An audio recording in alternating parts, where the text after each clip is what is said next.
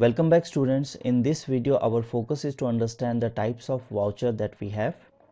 In the previous video we have understood that how from a statement we need to find out the two ledgers and we need to find out the nature of those ledgers.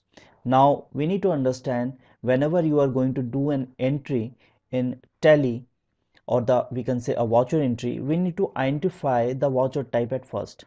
So there are predominantly this kind of voucher types.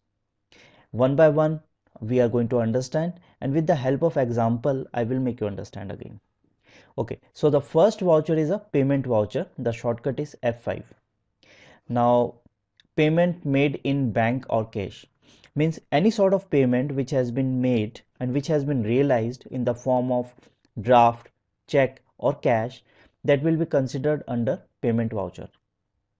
For example, I have a training institute and I am, let's say, purchasing a computer. So I have purchased 1 lakh rupees computer. Out of 1 lakh, 70,000 payment I have done and 30,000 payment is on credit, because that's the payment that I'm willing to pay after, let's say, 30 days or 60 days. So here in the payment voucher only 70,000 rupees payment will be entered. Rest of the 30,000, what will happen, I'm going to discuss. Again, the next is a receipt voucher. This means the shortcut is F6. Any type of payment received in cash or bank. Again, let's say in my institute there is one course of 10,000 rupees. Student has made a payment of 5,000 rupees and he said that rest of the 5,000 rupees he is going to make a payment after 1 month. Again, the receipt voucher in this particular case will be of 5,000 only. The next type of payment voucher, the next type of voucher is a journal voucher. Now here it's non-cash, non-bank, credit, purchase, adjustment, etc. In the first case or in the first example, I've told that we have made a purchase of 1 lakh rupees computer, 70,000 payment has been made and 30,000 is on credit.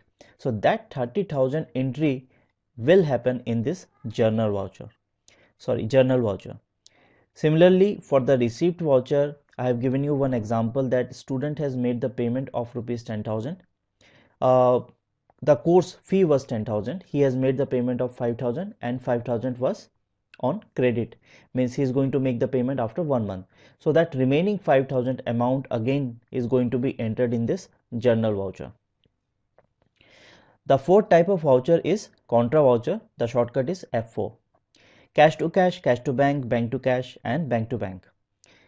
It is very easy to understand. Under this voucher, most of the transaction which is happening within the company or within the company's various accounts. Cash is considered as one of the account. Now company's bank accounts, let's say they have a bank account in ICICI or they are having a bank account in HDFC also. So those are again a different accounts. Let's say we have a cash account in Noida region and we have a cash account in Delhi region as well, because we have got two centers. So from Delhi center, 5,000 rupees has been transferred to Noida center. For some reason, let's say we need to make a payment to the vendors. So this kind of transaction which has happened within the company, cash to cash, so that's a contra voucher. Again, let's say from Noida cash account, money has been transferred to ICICI bank account of rupees 10,000. So this kind of transaction will be considered as cash to bank. Now again, let's say company's ICICI bank account, they have transferred 20,000 rupees from their ICICI bank account to HDFC bank account. So this kind of transaction will be considered as bank to bank. Again, from their bank account, if they have transferred some money to their cash account, so that will be considered as bank to cash. The next type of voucher is a sales voucher. The shortcut is F8. Sales of trading item. It is very easy to understand when a company is selling something. Now it's not sell of any goods or any services. This has to be company's trading item. What does I mean? Let's say mine is a training institute and I have purchased a computer. that's my fixed assets, and because that computer is old, I'm going to sell it. Now I'm selling my fixed assets, I'm not selling my trading item, so that will not be considered under sales voucher.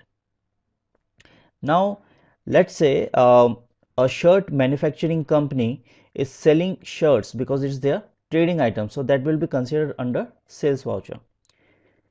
Similarly, with purchase voucher, the shortcut is F9, purchase of trading item. Let's say if I am purchasing a computer which is a fixed assets for a training company, that will not be considered under purchase voucher because I am purchasing a fixed assets. If I am purchasing something which is related to my trading item, then that will be considered under purchase voucher. Let's say again a shirt manufacturing company is purchasing cotton. It's a raw material in order to produce shirts, so that will be considered under purchase voucher. So predominantly these are the 6 type of voucher that we will encounter. Now we need to understand this with the help of example. In the previous video, we have taken few examples of voucher entry or the statements. So we are going to understand these types of voucher with the help of that only. Okay, so the first statement was a rent paid by cash of rupees 6,000. We have seen the entry of it, that is rent account debit to cash, because rent is an indirect expense. Now here the rent has been paid, so it is very easy to understand that it's a payment voucher.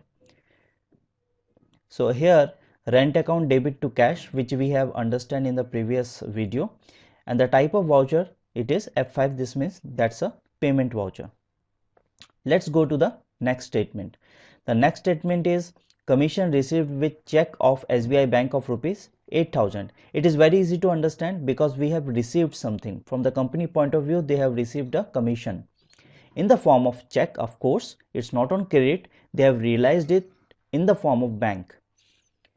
So the entry is going to be SBI bank account debit to commission, and of course it's a receipt voucher. So the shortcut is F6. Now the next statement is cash deposited into SBI bank of rupees 12,000, means from one account to another account. So SBI bank account debit to cash, and what kind of voucher entry it is? It's a contra voucher because from bank to cash. F4 is the shortcut. Now the next statement is check of rupees 4,000 of HDFC Bank deposited into SBI Bank. Again the transaction has happened within the company within two different accounts, from HDFC Bank account to SBI Bank account. Again it's an example of contra voucher, which is F4. Let's go to the next statement. So here the next statement is salary due to with outstanding salary of rupees 15,000. We have seen its entry. Now here the salary has not been paid, it is outstanding, means it is still due. So the entry was salary account debit to salary outstanding. Now what kind of voucher it is? Because salary has not been paid yet, it is outstanding, so it's going to be F7. This means it's a journal voucher. Next one is a petty cash account opened with cash of rupees 5,000. Again one cash account to another cash account transaction. So petty cash account debit to cash, and what kind of voucher entry it is? It's a contra voucher. This means shortcut is F4. Next statement is interest paid to Mr. Shyam of rupees 8,000. Now interest has been paid, so simply it's a payment voucher. That's going to be the entry, and of course F5, that's a payment voucher. Now we are absolutely ready to do the voucher entry in Tally, and that we are going to see in the next video practically. This is it for the video. Thank you for watching. Have a nice day.